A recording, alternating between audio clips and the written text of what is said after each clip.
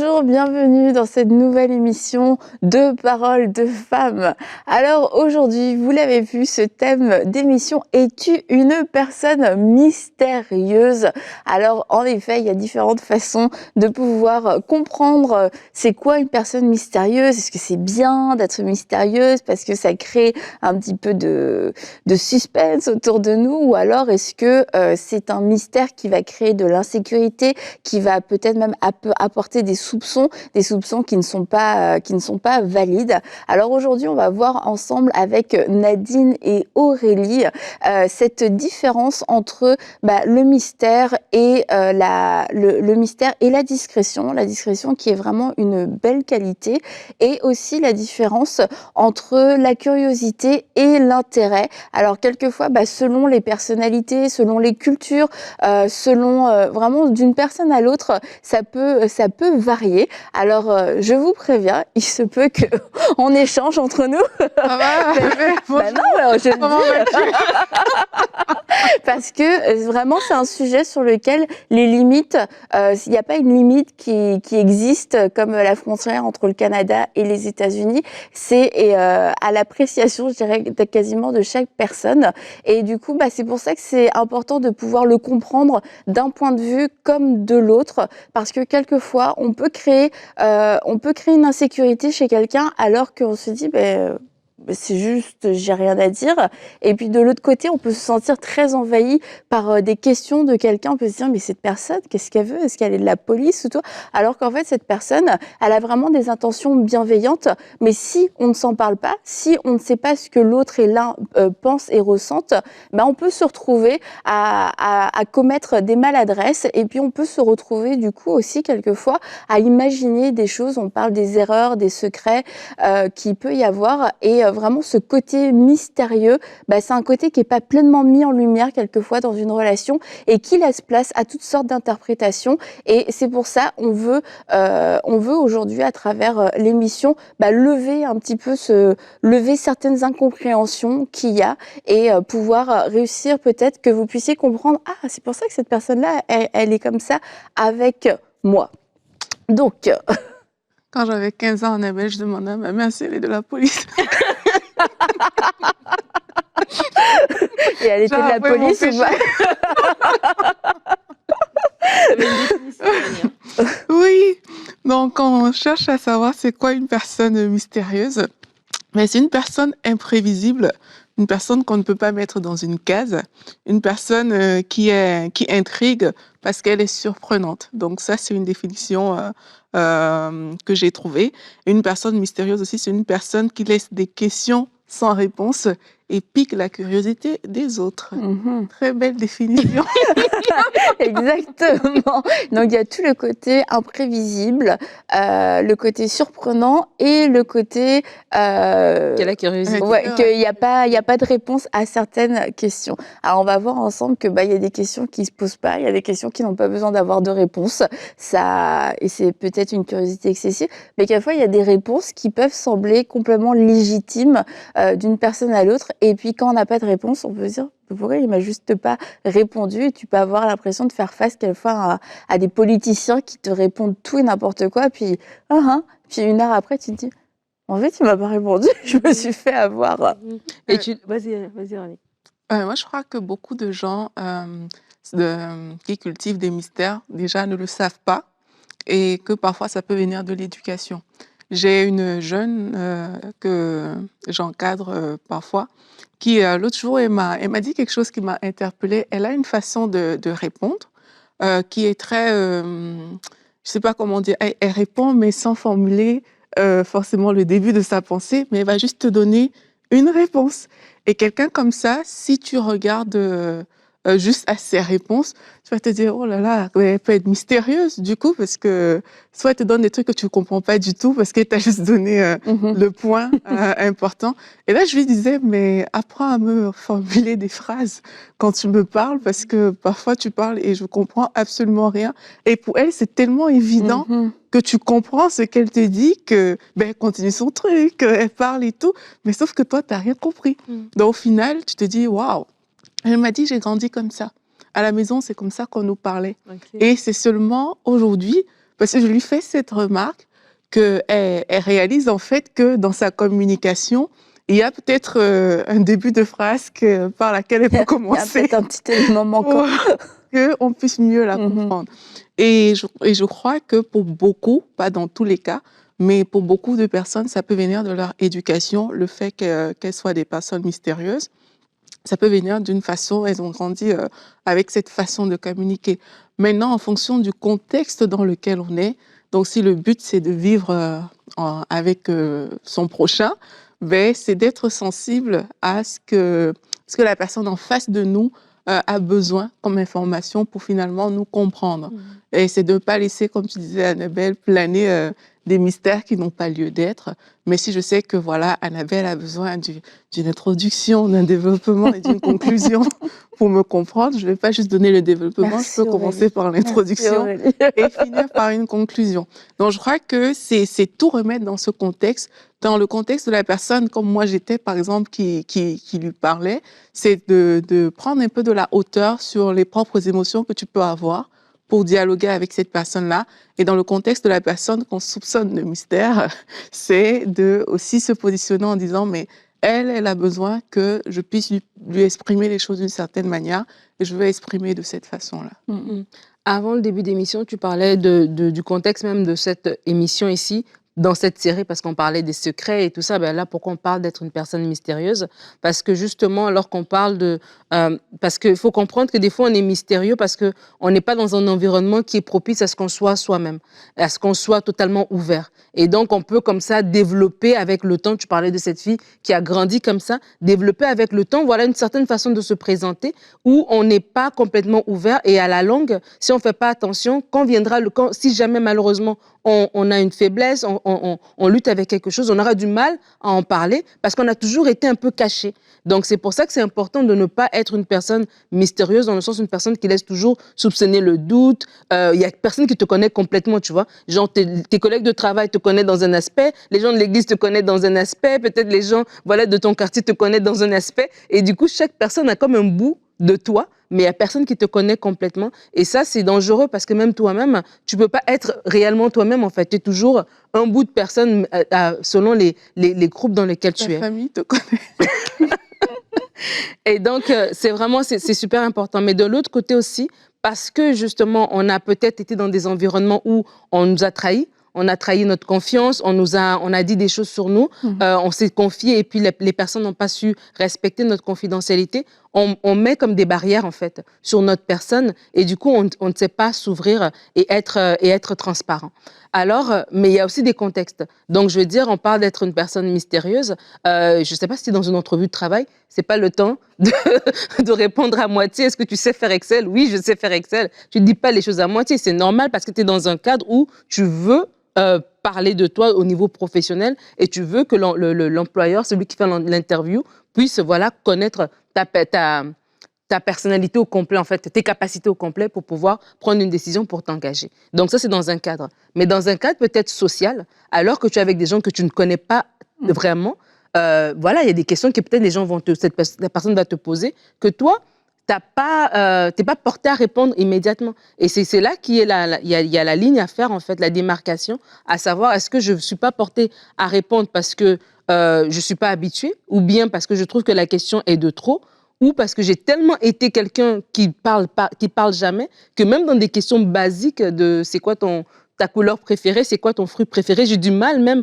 à partager ces informations-là. Donc, il faut se remettre en question, mais il faut aussi savoir qu'il y a un contexte pour chaque chose. Et donc, du coup, quand je suis de l'autre côté, on parlait de la communication, et que je pose des questions à quelqu'un, des questions qui me semblent banales, et que je vois que la personne a du mal à partager ces choses-là, ne pas non plus tout de suite...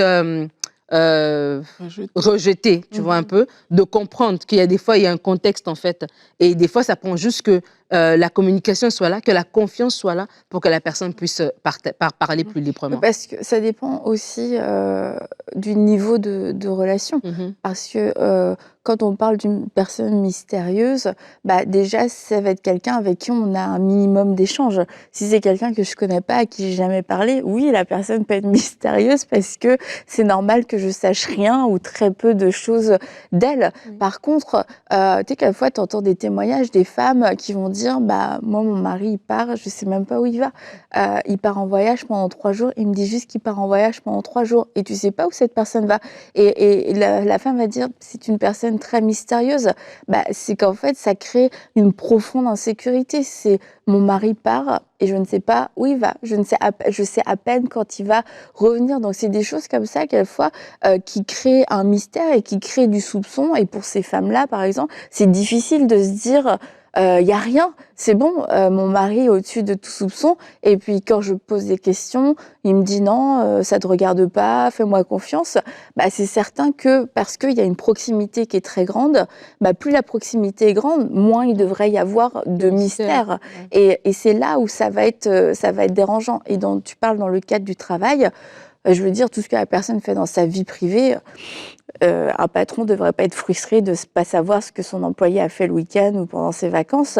Mais par contre, comme tu disais, un employé que tu rencontres et tu lui poses des questions sur son travail, mais pourquoi est-ce que là, il y a ci et il y a ça? Est-ce que tu as déjà vraiment fait ça? Et que toutes les réponses sont confuses, etc. On se dit, bah attends, il y a un manque de clarté, il y a une confusion, il y a du mystère. Est-ce que la personne est en train d'essayer de me promener ou est-ce que la personne a juste un problème de communication? Mais dans ce cas où tu t'attends à une réponse et tu as besoin d'une réponse, soit dans le mariage, dans le travail, et ça dépend des questions, bien sûr, mais c'est là où ça peut créer un manque de... Ça peut déstabiliser, en fait, dans la relation.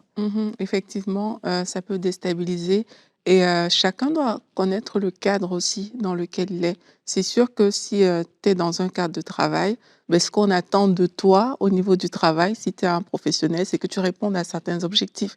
Et ça, c'est clair. Donc, s'il y a des questions qui viennent par rapport à ça, ben, ce n'est pas à ce niveau-là que tu vas faire planer le mystère.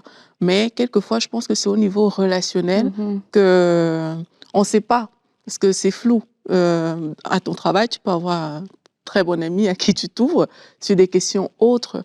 Et c'est souvent à ce niveau-là que vraiment la ligne est fine au niveau du mystère. Tu as parlé tout à l'heure de cette femme qui son mari part et il ne lui agresse pas la parole. Mais quelquefois, c'est pas ça. C'est juste qu'on est juste des amis.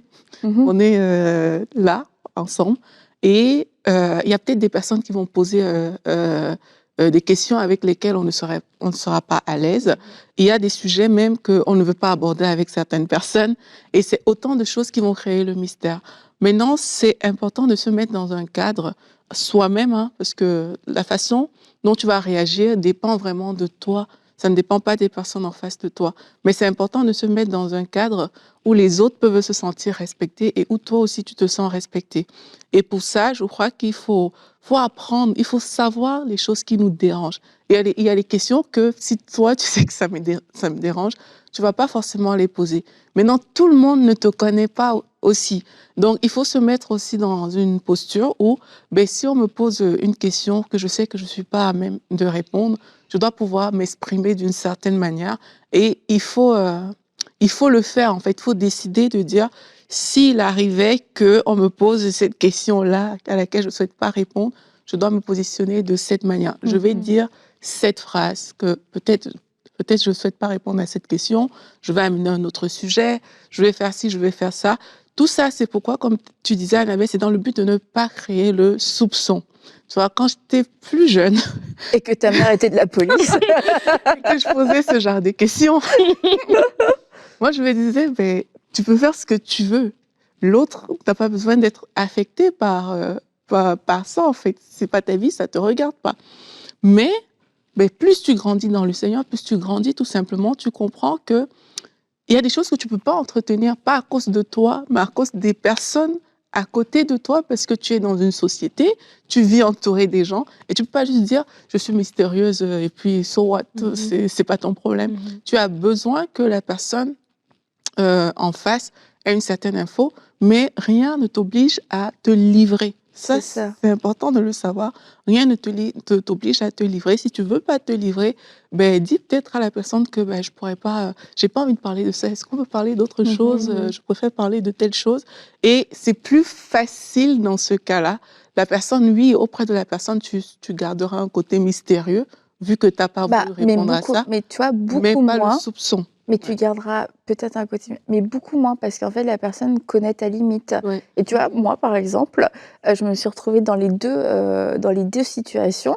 C'est à la fois, on a pu, bah, ça c'est trop, mais aussi dans l'autre situation, bah, j'aurais aimé que tu me poses des questions plus profondes parce que c'était un manque de connexion, un manque d'intérêt pour la personne et pour l'autre personne. Bah, la même question était beaucoup trop profonde, beaucoup trop intime, et pour une autre personne, c'était une question beaucoup trop superficielle. Donc, tu vois, c'est pas moi, oh bah là, je sais plus quoi demander à qui. Bon, si, quand même un peu, mais c'est de se dire, bah, on a tous des limites différentes, et tu vois, autant de l'une que de l'autre.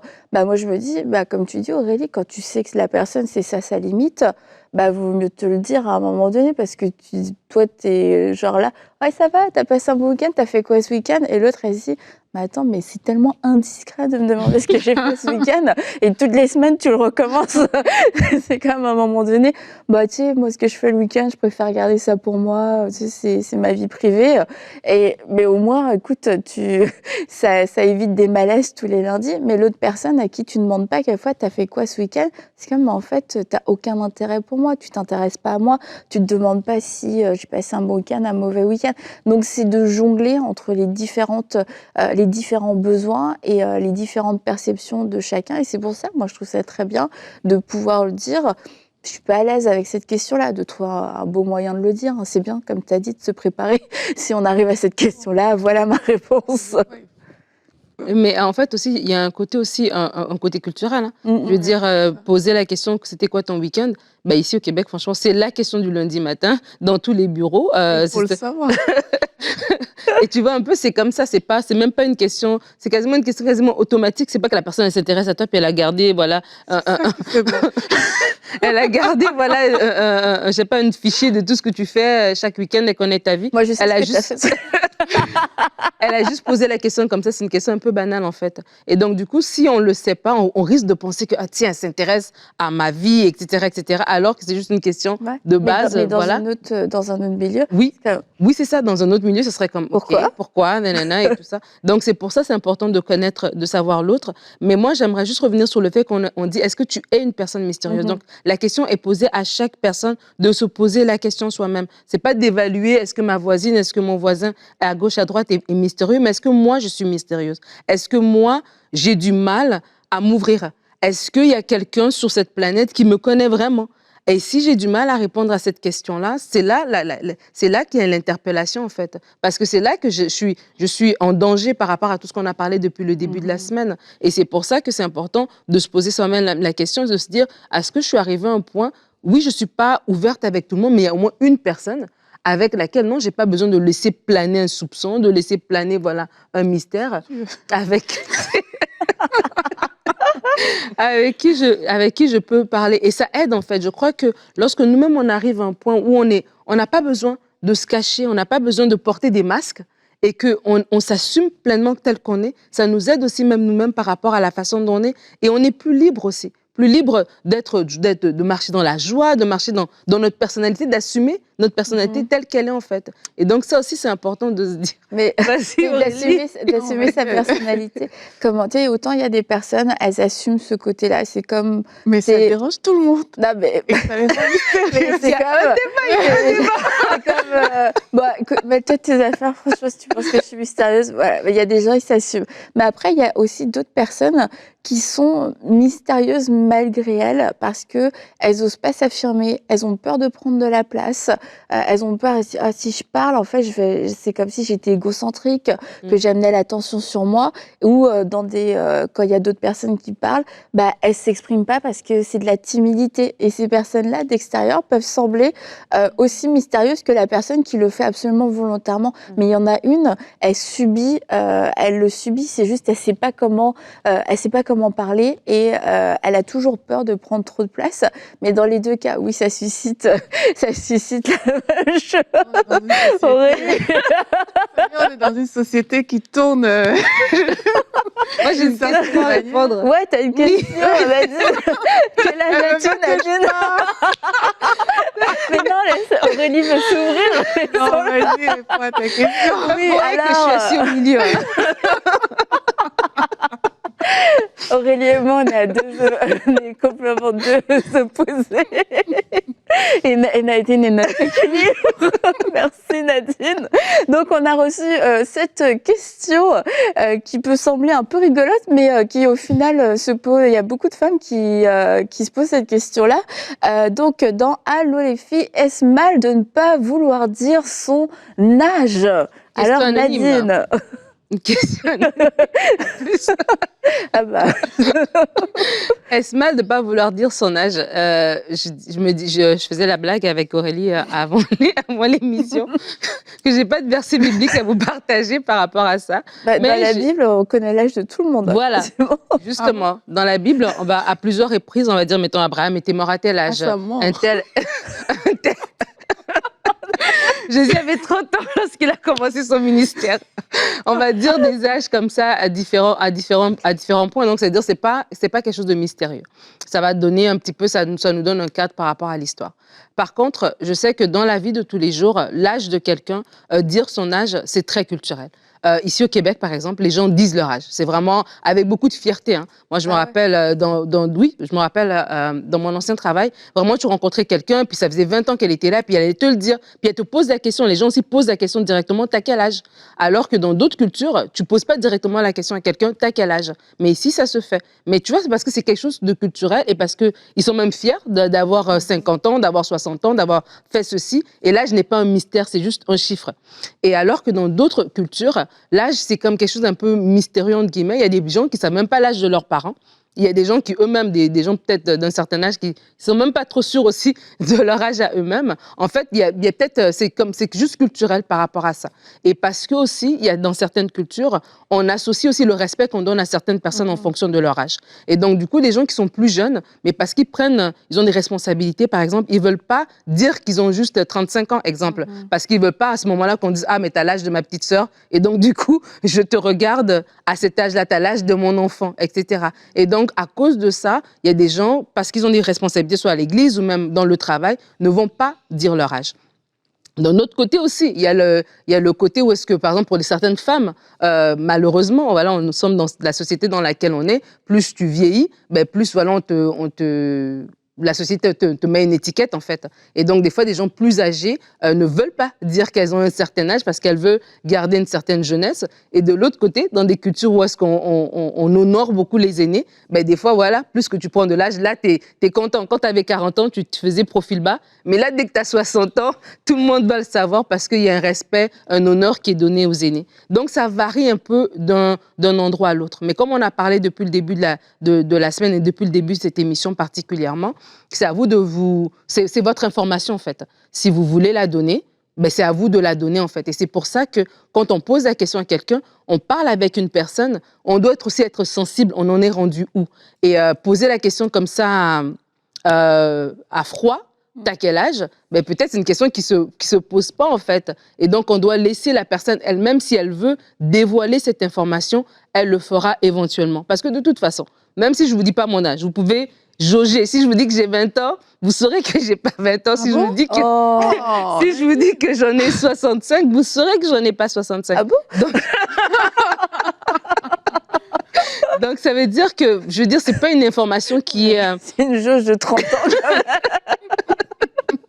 C'est pas une information qui est hyper pertinente, en fait. À moins que ce soit dans vraiment un cas, je sais pas, ton médecin te demande quel âge tu as, là, bon, je vais répondre. Mais dans la vie de tous les jours, c'est pas une information qui est hyper pertinente. Donc, des fois, ne mettons pas non plus de pression sur les gens à dire des choses ils sont pas intéressés à dire, à les mettre mal à l'aise et de laisser la personne elle-même. Tu te dis, est-ce que c'est mal de pas vouloir dire mon âge? Je crois pas que c'est mal. Si tu te sens dans un contexte dans lequel tu n'es pas à l'aise à le faire, tu le fais pas. Mais si tu le fais pas juste parce que tu penses que si tu dirais, si les gens connaîtraient ton âge, ils vont te regarder avec moins de respect parce qu'ils te considèrent que tu es plus jeune, là, ce serait toi-même te mettre dans une boîte, en fait. Je me rappelle une fois, je suis allée prêcher quelque part Et, et j'ai fini de prêcher et c'était un séminaire, donc c'était pendant quelques jours. Et là, le dernier jour, tu vois, là, les gens, voilà, les langues se délient. On a passé 3 jours ensemble et tout, et tout, et tout.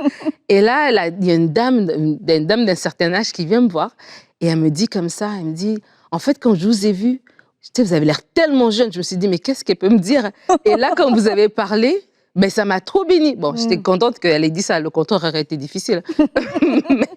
mais des fois aussi, les gens aussi, parce qu'ils ont des fois des préjugés par rapport à l'âge. C'est ça, c'est que des fois, toi, tu aimerais dire ton âge. Mais parce qu'on te dit, ben non, à cet âge-là, tu devrais déjà avoir 4 enfants. À cet âge-là, à cet âge-là, tu ne peux pas. Donc, tellement il y a des préjugés, des fois, les gens aussi ont du mal à dire leur âge. Donc, voilà. Merci, Nadine. Je n'avais pas pensé qu'on pouvait toucher autant de points avec cette question, mais c'était très intéressant. Et tu vois, dans les questions qui, quelquefois, se posent dans certaines cultures ou dans certains milieux, bah, ça peut sembler totalement approprié. Je pense notamment à la question du salaire. Il y a des endroits où jamais on va dire son salaire. Personne ne sait combien personne ne gagne. Puis il y a d'autres milieux, bah, ça se dit. Je dis pas que c'est forcément à cause de bonnes motivations qu'on partage son salaire, mais c'est ça. Il y a des choses qui dans certains milieux se disent et se disent pas. Et puis bah, comme tu disais, Nadine, quand est-ce qu'on a réellement besoin de dire son âge, tu vois? C'est pas une information capitale, à part si on compte se fiancer, puis qu'on se rend compte qu'il y a 50 ans de différence et ça ne se voyait pas. Mais sinon, c'est vrai que dans la vie de tous les jours, bah, c'est pas des questions existentielles à savoir, et ça fait pas de la personne non plus une personne mystérieuse si je ne sais pas son âge. Ah bah, cette personne est un mystère pour moi. Et puis il y a des gens qui font beaucoup plus jeunes que leur âge, et ils veulent pas du coup dire leur vrai âge parce que ça les maintient dans une... ouais. Ouais, ça les maintient dans la jeunesse. Aurélie, je te laisse le mot de la fin. Ben, on a tout dit. Non, vas-y Aurélie, je pense que t'as un petit truc. Personne mystérieuse, mais à toi de nous le dire. Donc c'est sûr, on a parlé de pas mal de choses et je veux finir avec cette pensée, c'est que si tu es volontairement mystérieux et non pas parce que tu es très discret, parce que c'est dans ta culture, mais vraiment parce qu'en fait c'est un choix que tu as fait pour te donner une autre image de toi. La Bible dit « Mieux vaut un pauvre qu'un menteur ». Et c'est aussi important de pouvoir s'assumer dans son identité, s'assumer dans son statut social et de ne pas utiliser le mystère comme de la fumée à... Comment on dit ? Un truc pour paraître et pour donner des fausses illusions sur vous. Donc ça, c'est un point aussi important. Mais la plupart des gens, comme on l'a dit, qui peuvent être étiquetées comme mystérieuses, eh bien, ça va être une question de culture, une question de limites différentes, quelquefois une question de communication. Donc, veillons à ne pas juger, à ne pas soupçonner involontairement. Et puis, veillons, en ce qui nous concerne, à nous assurer, est-ce que je suis réellement authentique? Est-ce que moi-même, je me connais? Et si je veux faire planer le mystère, c'est quoi ma motivation? Et est-ce qu'il y a des relations où peut-être ça vaudrait la peine que j'en dise un petit peu plus parce qu'on est à un stade de proximité qui amène aussi plus peut-être de confidence et plus d'intimité. Donc, que le Saint-Esprit vous dirige et on va se retrouver demain pour une prochaine émission de Paroles de Femmes.